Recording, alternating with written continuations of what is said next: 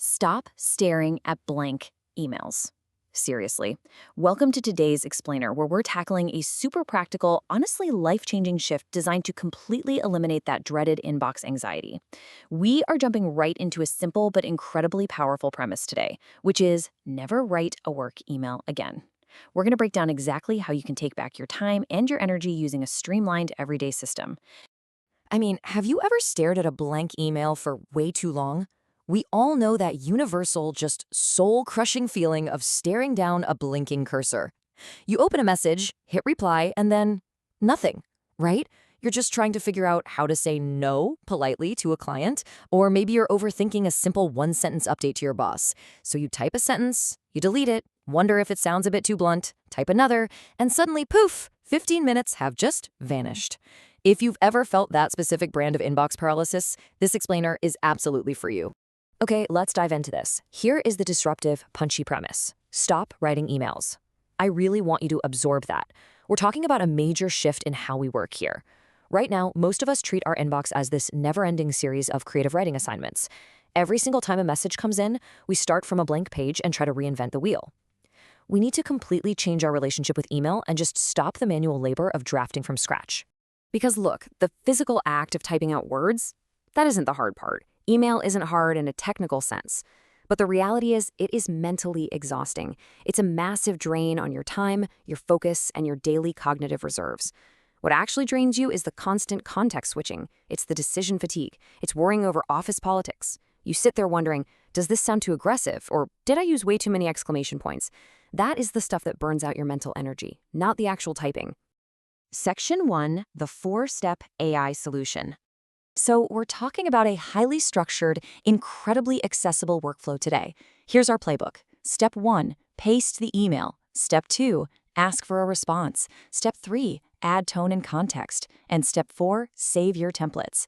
There is absolutely zero coding required here. You don't need to overhaul your IT department or learn some complex new software. This is just a straightforward roadmap that literally anyone can execute right now to automate their inbox.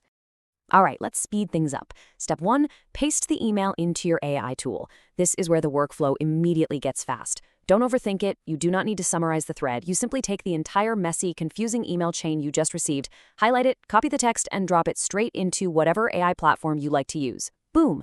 The manual reading and analyzing phase is instantly handed off. You're taking the cognitive load completely off your plate and feeding the raw problem directly into the solution engine. Next up, step 2, ask for a response. Your next direct action is simply commanding the AI to generate a reply based on what you just pasted. You're basically just telling the tool, hey, handle this for me. For example, you could just tell it, draft a polite reply declining this meeting because I'm overbooked. You don't brainstorm the pleasantries, you don't stress over the opening line, and you definitely don't craft the sign-off. You let the AI build the entire scaffolding of the message while you just provide the core direction. Moving on to step 3, adding tone and context.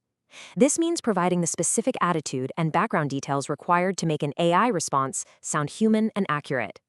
Now, what's really interesting about this slide is that this is the crucial step where the magic actually happens.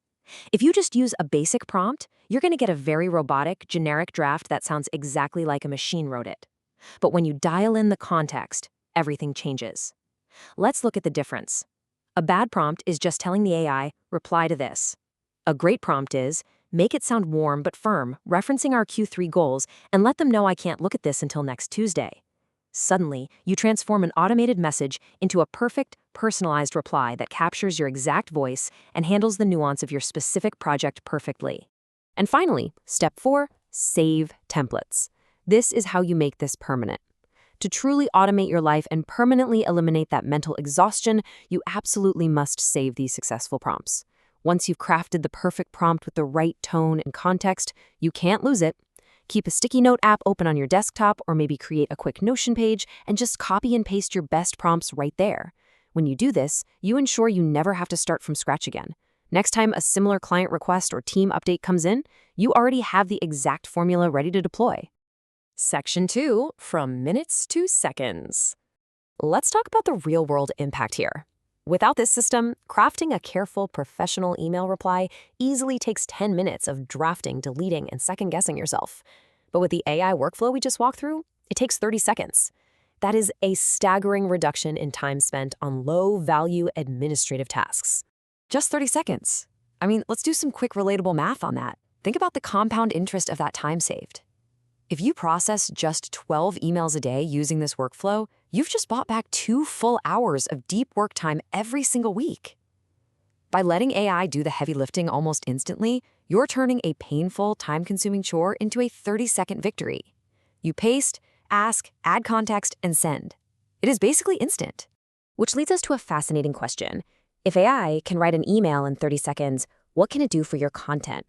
Once you realize how effortlessly you can eliminate the friction in your inbox, this whole new world of efficiency opens up.